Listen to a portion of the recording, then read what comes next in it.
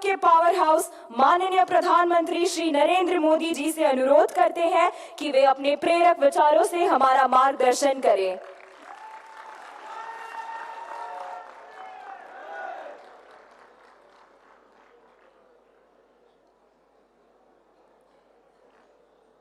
केंद्रीय मंत्रिमंडल के मेरे साथी,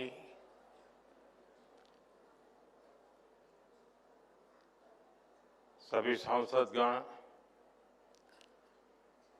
विकसित भारत यंग लीडर्स चैलेंज के विनर्स, अन्य महानुभाव और देश भर से यहां आए मेरे सभी युवा साथी, विदेशों से जो नौजवान आए हैं उनको भी एक नया अनुभव मिला होगा।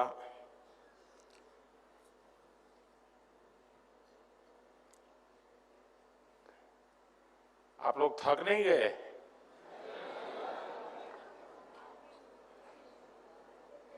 दो दिन से यही कर रहे हैं तो अब क्या सुन सुन कर थक नहीं जाओगे?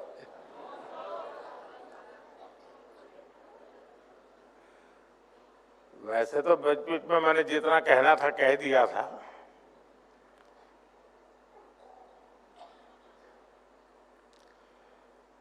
जब मैं पहली बार मुख्यमंत्री पद की शपथ ली थी तब मैं समझता हूं आप में से बहुत सारे युवा ऐसे होंगे जिनका जन्म भी नहीं हुआ होगा।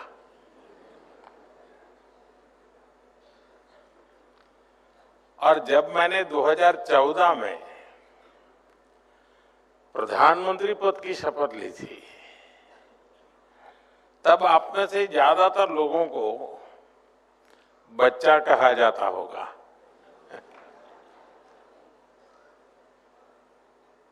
लेकिन पहले मुख्यमंत्री के रूप में और फिर अभी प्रधानमंत्री के रूप में मुझे हमेशा युवा पीढ़ी पर बहुत ज्यादा विश्वास रहा है।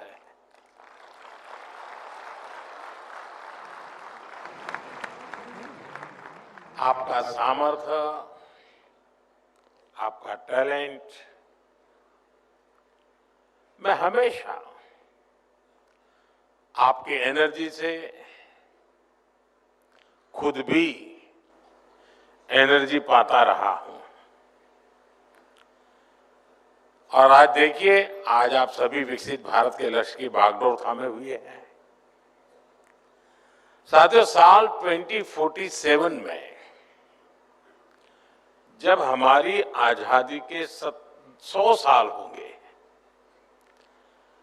वहां तक की यात्रा भारत के लिए भी अहम है और यही वो समय है जो आपके जीवन में भी सबसे महत्वपूर्ण है। यानी बड़ी गोल्डन अपॉर्चुनिटी है आपके लिए। आपका सामर्थ्य भारत का सामर्थ्य बनेगा। आपकी सफलता भारत की सफलता को नई ऊंचाइयां जरूर देगी। मैं आप सभी को विकसित भारत यंग लीडर्स डायलॉग में सहभागिता के लिए बहुत बहुत बधाई देता हूं।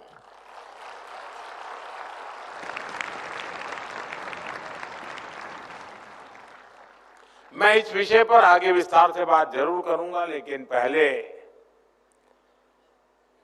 बात में आज के विशेष दिन की। साथियों, आप सभी जानते हैं कि आज स्वामी विवेकानंद जी की जन्म जयंती है।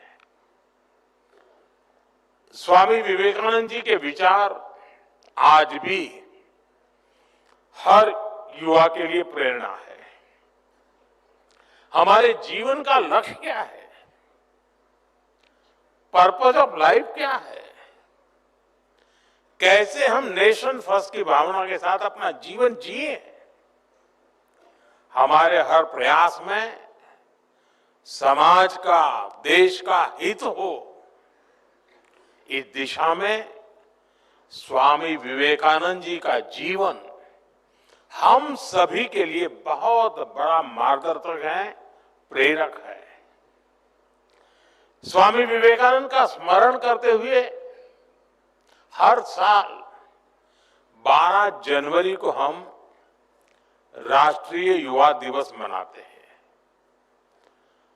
और उन्हीं की प्रेरणा आज 12 जनवरी को विकसित भारत यंग लीडर डायलॉग के लिए चुना गया है।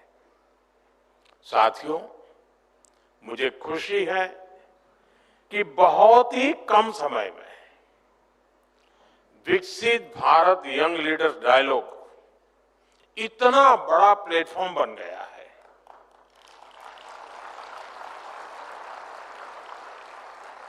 एक ऐसा प्लेटफॉर्म जहां देश के विकास की दिशा तय करने में युवाओं की सीधी भागीदारी होती है।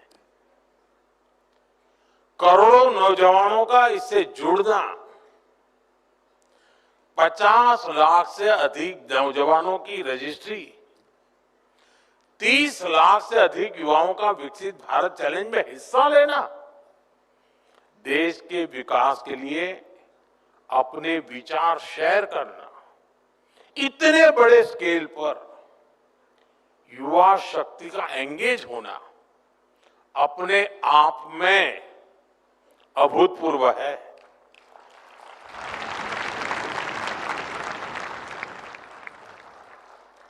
दुनिया के अनेक देशों में आमतौर पर थिंक टैंक, ये शब्द बहुत प्रचलित है। थिंक टैंक की चर्चा भी होती है और उस थिंक टैंक का प्रभाव भी बहुत होता है। वे एक प्रकार से ओपिनियन मेकर्स का एक समूह बन जाता है।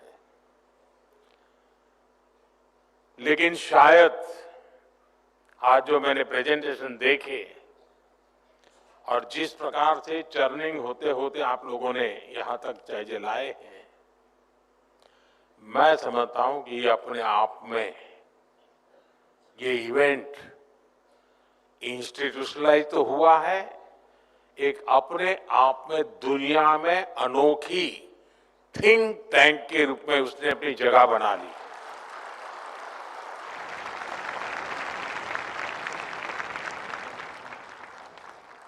एक निश्चित विषय को लेकर, निश्चित लक्ष्य को लेकर के लाखों लोगों का मंथन होना,